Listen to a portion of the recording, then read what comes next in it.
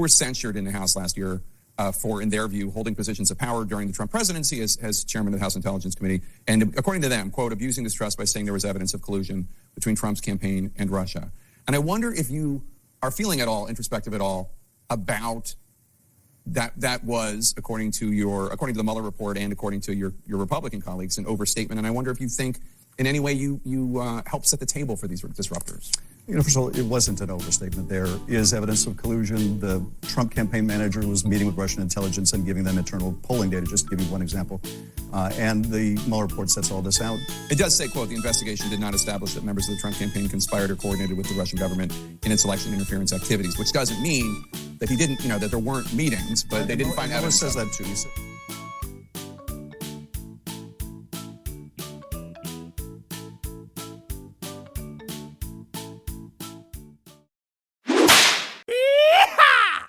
if you don't live in a cave, under a rock, or on a deserted island, there's a pretty strong chance you've got a friend or relative, maybe more than one, maybe more than a few, who are still true believers in the great Trump-Russia collusion hoax of 2016. And while I don't normally make videos with those people in mind, the videos with titles like, show this video to your liberal friend to stop them believing that stupid thing, I am going to make an exception today. We are going to walk through the entire painstaking timeline of the Trump-Russia hoax. There will be no conjecture. There will be no subjective value judgments. We are only going to deal in dates and facts that are 100% verified and beyond all reasonable argument. And if your true believer friend or family member can watch this video and still be totally unmoved and still be convinced that Vladimir Putin somehow hacked our election, never ask them for specifics on that, because you won't get any, or that he just has mystical powers of mind control whereby he can magically turn Hillary Clinton voters into Trump voters, then I freaking give up. It's Thursday the 24th of July, this is Curmudgeon's Corner.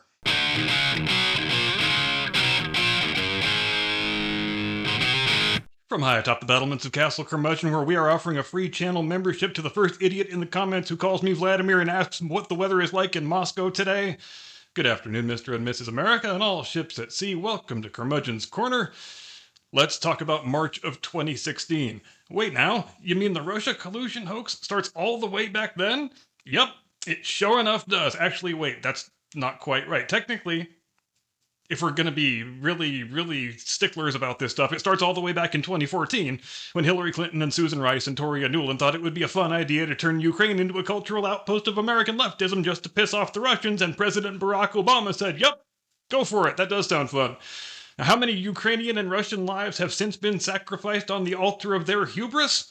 Probably well over 1 million, but that is a deep dive that will require a separate video. For our purposes today, our timeline begins, as mentioned, in March of 2016, when John Podesta, Hillary Clinton campaign manager, and several members of his staff fell victim to an email phishing scam where they were duped into changing their passwords and thus compromised all of the campaign's internal communications. And yes, I know your first question right now is, wait, you mean there are people who actually fall for that scam?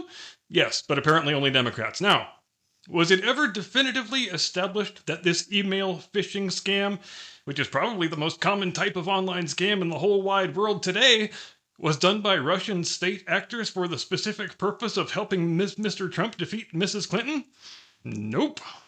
And there's no way it could have been anyway, because the primaries had just barely started at that point, and we are still 4 months away from the party conventions.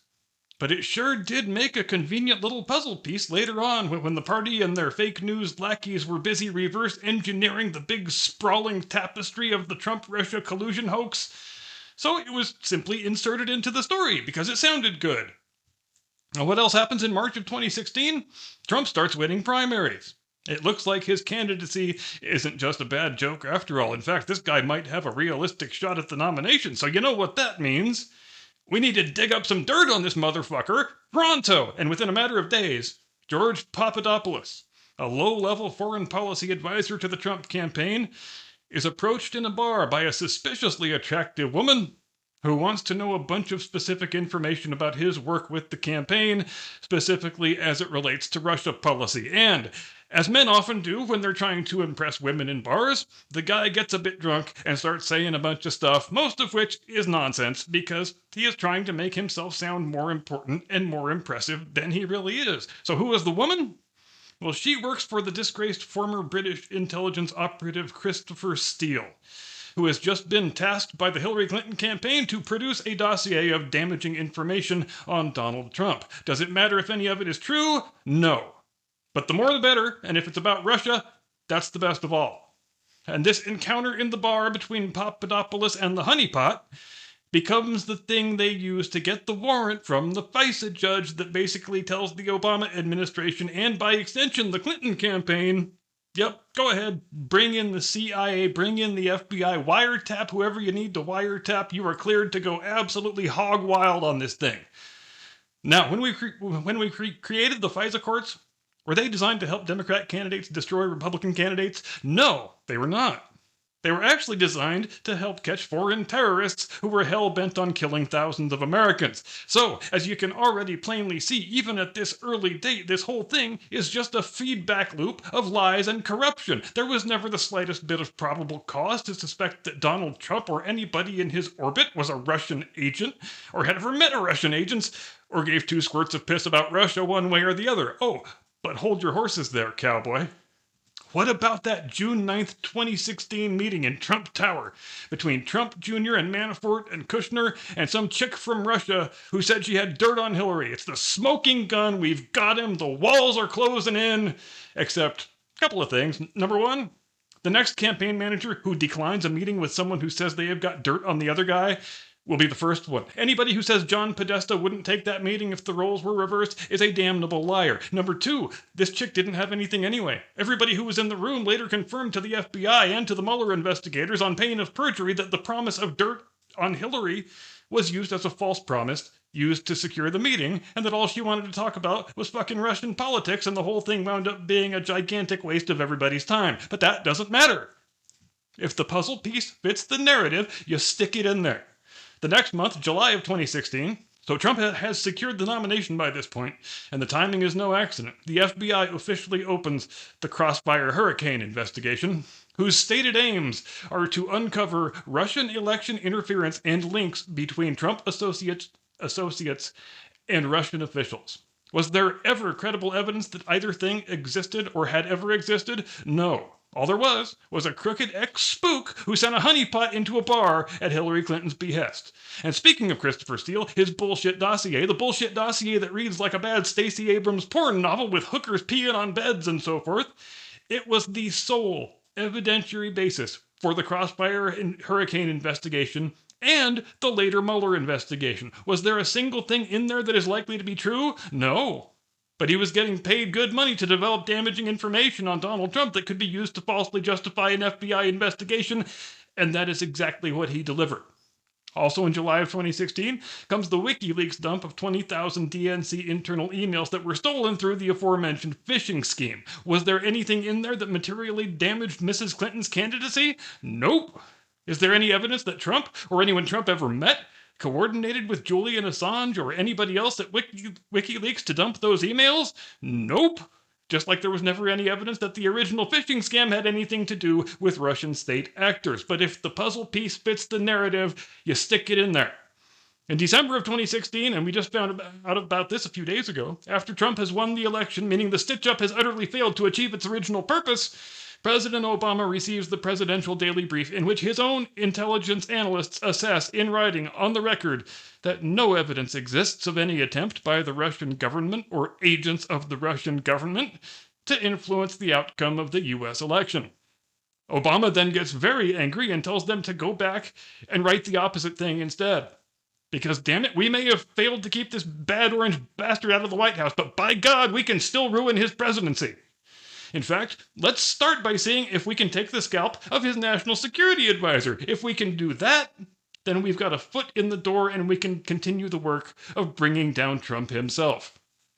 And Trump, in the second biggest blunder of his first term, right after making Jeff Sessions the Attorney General, he allows the deep state to indeed claim the scalp of General Mike Flynn, who is probably the biggest single victim of the Russia hoax, who is probably still asking, whom do I have to call to get my good name back? Because if we can bring down Flynn based on the bullshit nonsense in the Steele dossier, so the thinking goes, then that legitimizes the Steele dossier, and we can wield it even more effectively against Donald Trump. Do we care that nothing in there is remotely true? We do not. And I, FBI Director Jim Comey, I'm going to personally brief the president on the contents of the Steele dossier, which will then further legitimize it. I mean, if it was total bullshit, would the FBI director brief the president on it? So did Comey tell Trump that the dossier he was briefing him on was bought and paid for by the Hillary Clinton campaign? Or that its contents arose out of a British ex-spook sending a honeypot into a bar? Nope. That stuff all slipped his mind, apparently, but I'm sure it was just an honest mistake. In May of 2017, several months too late, Trump fires Comey. The deep state, they view this as a declaration of open war, so 10 days later they impanel former FBI Director Bob Mueller as a special counsel to bring down this bastard by absolutely any means necessary. But Mueller winds up really letting the team down because his willingness to lie and fabricate evidence doesn't extend nearly as far as it does for all the rest of them. So he does his investigation, and he comes back to Congress and says, sorry, I got nothing. But you know what this means? It means Putin must have gotten to Mueller too. There are more Russian stooges than we thought. They're fucking everywhere. And this is still the exact narrative you get when you search the internet for information on this whole sordid affair. Google gives you 2 full pages of mainstream fake news media sludge mongering from 7 or 8 years ago, but it's Wikipedia that's my favorite. Wikipedia, where all the snooty, self-righteous liberal editors swear up and down they've got no partisan axe to grind with any of this stuff. On Wikipedia, the fake, discredited, debunked bullshit series of events has an article titled Russian Interference in the 2016 United States Election. But the actual, true, verified version of events has an article titled Russia Investigation Origins Conspiracy Theory. And ultimately, doesn't that pretty much tell one all one needs to know? The people who want you to believe they are the objective, impartial arbiters of information about the world, they're just like most other credulous fools. They would rather believe a reassuring lie than an inconvenient truth. They would rather have confirmation of their priors than have to grapple with difficult questions. And it's up to each individual to decide for him or herself whether to remain wrapped up in the cozy security blanket of self-delusion or to live in the world that really exists. And our friends in the fake news performance artist community know. I'm sorry, a fake news story doesn't become a true news story just because you gave yourself a bunch of Pulitzer Prizes for writing it. You know the old joke that goes, I can't be overdrawn, I have still got checks left? It's kind of the same principle, really. I'm done, that's all I've got. Thanks for watching, see you next time. Get off my lawn.